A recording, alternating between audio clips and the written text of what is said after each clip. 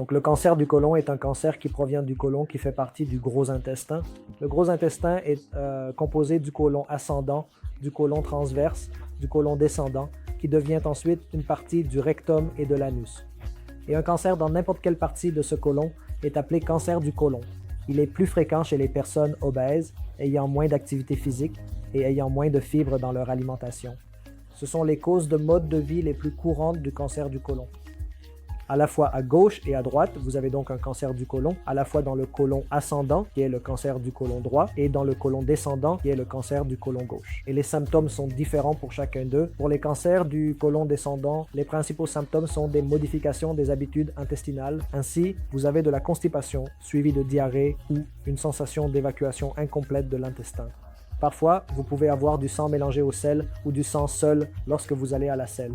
Pour le côlon ascendant, les symptômes les plus courants sont des choses comme la douleur. Douleur dans la partie inférieure droite du ventre, également de la fatigue et une perte de sang. Donc, une réduction de l'hémoglobine, ce qui rend les yeux pâles. Les patients sont plus fatigués que d'habitude. Mais au stade 1, 2 et 3, le principal traitement du cancer du côlon est la chirurgie. Et après la chirurgie, nous donnons parfois une chimiothérapie pour essayer d'éliminer les cellules qui pourraient avoir été laissées.